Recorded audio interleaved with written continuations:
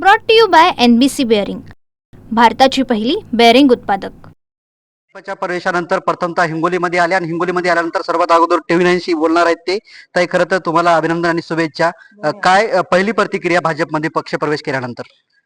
पक्षप्रवेश केल्यानंतर इथे माझं स्वागत खूप चांगल्या पद्धतीनं झालं. असं मला वाटलंच नाही की मी नवीन कोणत्या ठिकाणी आली आहे. भारतीय जनता पार्टी एक परिवारच आहे असं वाटलं आणि मनस्वी खूप आनंद होत आहे. बरं, काँग्रेस सोडून भाजपमध्ये गेलं ते आता विचारधारा जुळेल का सगळी?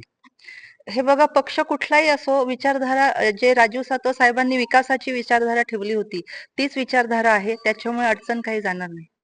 मात्र काल काही काँग्रेसच्या इथल्या पदाधिकाऱ्यांनी मीडियाशी संवाद साधला. त्यावेळी ते म्हणले की गुजरातमध्ये जे आहे ते राजू भाऊंना भाजपच्या तत्कालीन आमदार खासदारांनी मारहाण केली होती आणि त्याचा ताईला विसर पडला. मग आता ते तेव्हा राजीव सातव म्हणाले होते की लोकशाही जिवंत राहणार नाही. मग आता तुम्ही इकडे भाजपमध्ये गेल्यानंतर तुमच्यावर आरोप होत आहेत.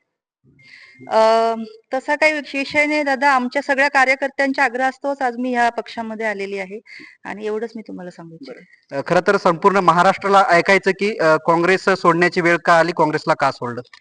अ, तशी काहीच वेळ आलेली नव्हती माझ्यावरती. काँग्रेसने मला खूप सपोर्ट केलेला आहे. आमच्या नेत्या माननीय सोनियाजी गांधी आणि राहुलजी गांधी हे राजीव भाऊ गेल्यानंतर नेहमीच माझ्या पाठीशी उभे राहिले आणि नेहमीच त्यांनी मला मदत केलेली आहे. तर फक्त कार्यकर्त्यांच्या आग्रहास्तव विकास कामांसाठी मी भारतीय जनता पार्टीच्या परिवारामध्ये आलेली आहे. राजूभाऊ असताना मग हिंगोलीचा विकास झाला नाही का, असाही प्रश्न उपस्थित राहतो.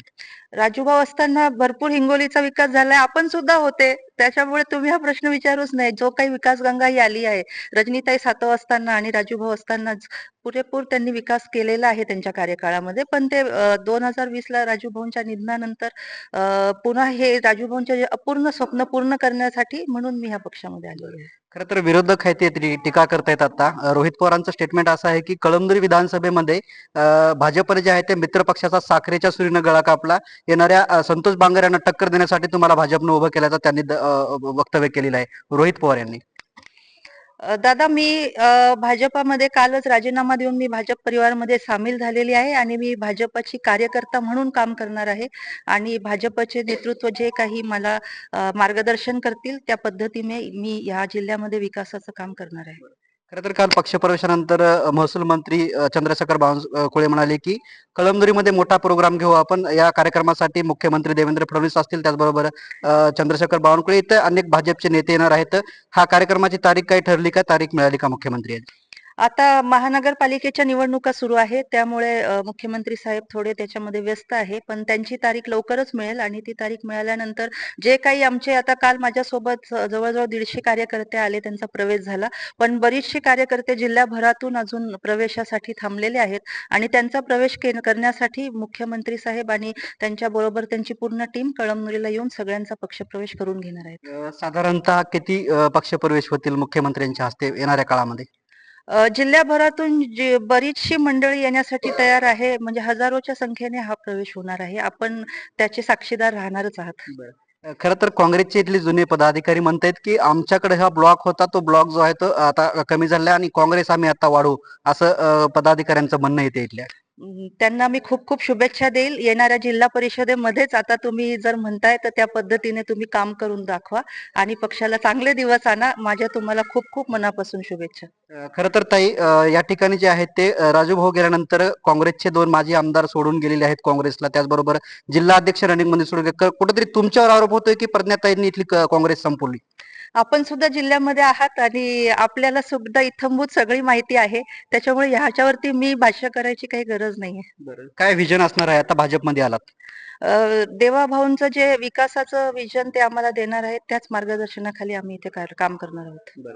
माझा एक शेवटचा प्रश्न आहे की तोच प्रश्न आहे, महाराष्ट्राला जाणून घ्यायचं की सातव घराण्याला काँग्रेसने एवढं काय दिलं, एवढं दिलं असतानाही प्रज्ञाताई सातवनी हा निर्णय काय घेतला, हा महाराष्ट्र विचारतो.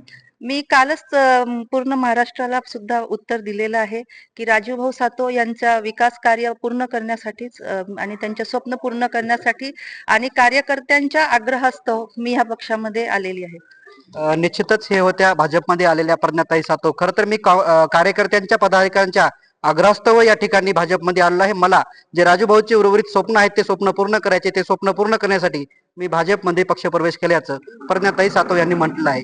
कॅमेरामन ज्ञानेश्वर वानखेडेसह मी Ramesh Chendke, TV9 Marathi, Hingoli. Brought to you by NBC bearing, भारताची पहिली बेअरिंग उत्पादक.